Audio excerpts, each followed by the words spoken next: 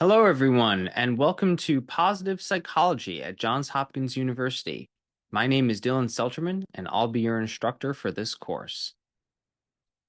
In psychology, we very often focus on things like mental illness and psychopathology. The clinical or medical model of psychology focuses on treatment of ailments. We think about ways to reduce symptoms and put illnesses into remission. In some sense, this is about the dark side of human psychology. Positive psychology, by contrast, is about the light side of human psychology.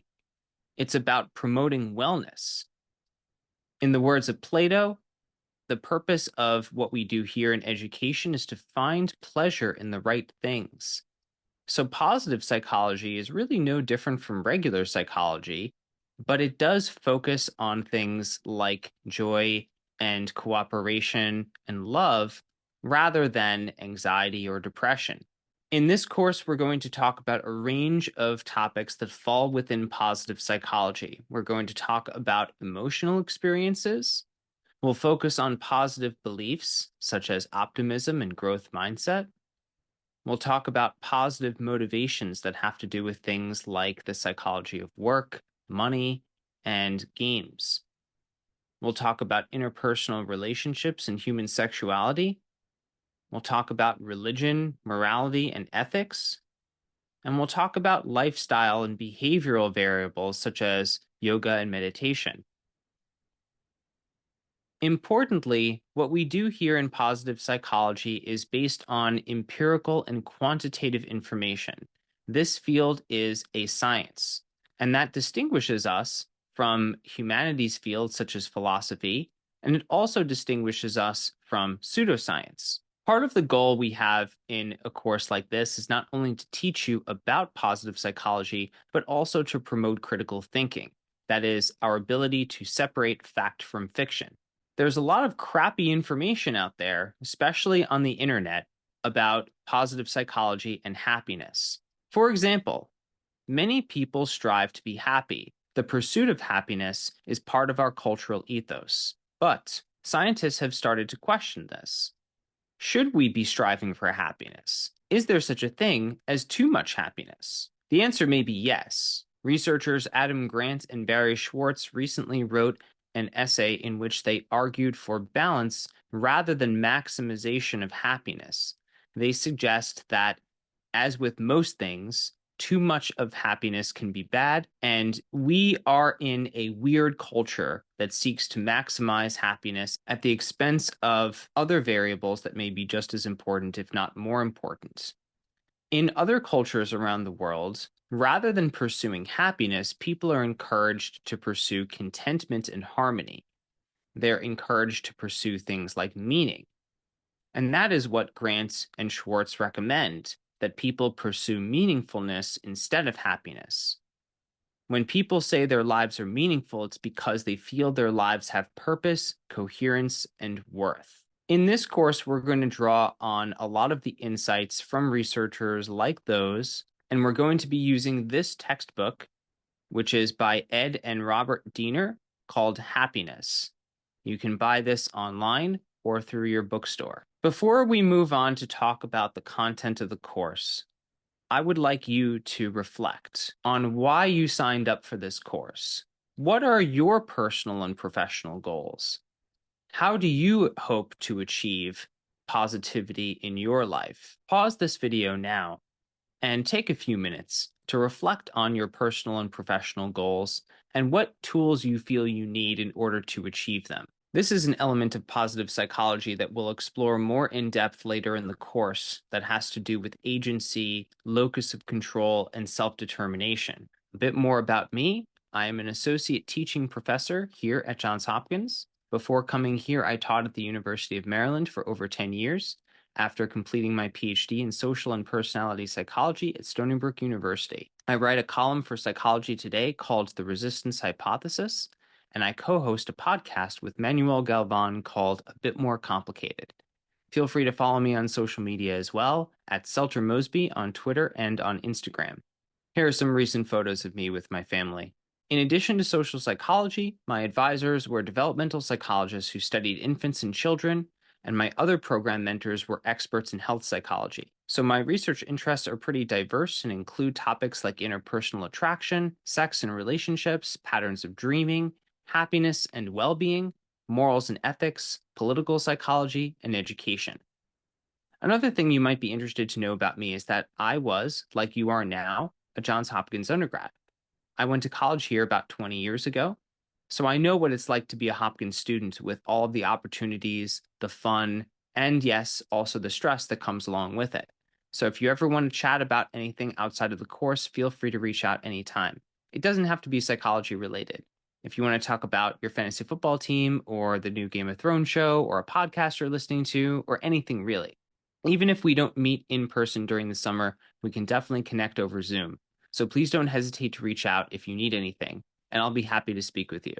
Aside from that, I do hope you enjoy the course, and if there's anything we can do to improve your experience, please let me know. This course will be organized into a series of 5 modules, one for each week of the course. Each module will have a set of videos that I've created, just like this one, to go along with the textbook readings. Each mini lecture is short, typically between 5 to 10 minutes, and no more than 15 minutes each. Participation in this course will primarily happen through the Canvas discussion threads. Each week you will see 3 discussion prompts for you to reply to.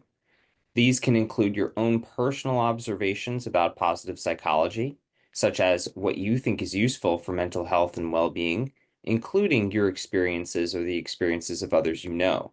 You could also identify something you have seen online, like a social media trend about positive psychology, and comment on whether you think it's helpful or accurate.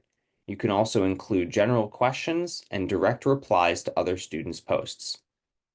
Using the tools from the Greater Good Science Center, you will complete 5 self-guided exercises, one per week throughout the course. You must complete one of these each week, and each exercise varies in their duration and their content. For example, some of them focus on forgiveness, optimism, etc. Following each exercise, you need to write a half a page to 1 page reflection on your experience and what you learned by doing the exercise, which you can submit on the Canvas assignment page. A full list of available learning exercises can be found on the Greater Good Science Center website. The independent exercises will be each worth 5% of your grade for a total of 25%. Even though the course is designed to be asynchronous to accommodate student schedules, we also offer optional synchronous interactive activities over Zoom with the undergraduate TAs. Ideally, these activities will be done with a group of students together rather than individually. Each week, the TAs will offer several activities on different days and times, with our schedule to be announced. If you complete one of these activities, it will replace one of the required learning exercises. So if you complete 5 synchronous Zoom activities, you don't have to complete any of the independent learning exercises. Therefore, they are potentially each worth 5% for a total of 25% on your course grade. You can also mix and match. For example, 2 independent positive psychology exercises and 3 synchronous activities for a total of 5. Using another set of tools from the Greater Good Science Center, you will also complete 5 self-assessments, one per week throughout the course. You must complete one of these each week. They are labeled as quizzes on the website, but don't worry, you won't be evaluated based on a score because there are no correct answers. The questions prompt you to answer honestly about your own subjective experience. Each quiz varies in their focus, for example, awe, compassionate love, etc. Following each self-assessment, you will write half a page reflection on what you learned about yourself, which you can also submit on the Canvas assignment page. A full list of available self-assessments can be found on the Greater Good Science Center website. These will be worth each 2% for a total of 10% on your course grade. There will also be 5 at-home quizzes covering the course material. The format will be auto-graded, for example, multiple choice, matching, fill in the blank. The quizzes will cover course material presented in the videos and the textbook readings. There is substantial overlap between the videos and readings. The quizzes are not cumulative, although some concepts may reappear on multiple units.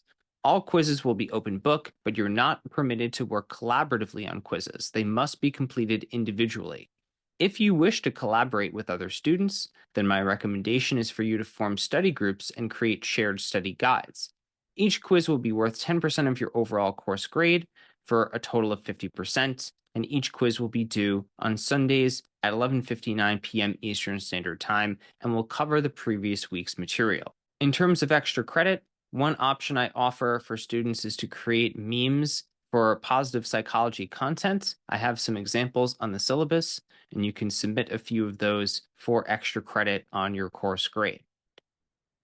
In terms of my overall expectations for students in the course, I want you to log into Canvas every day and contribute to the discussion threads, watch instructional videos, read the textbook chapters, complete the weekly quizzes that are due on Sundays at 11:59 p.m. Eastern Standard Time, and to complete the positive psychology exercises and self-assessments through the Greater Good Science Center. All right, that's it for now. In the next video, we'll dive right into the content about positive psychology and the scientific method. See you there.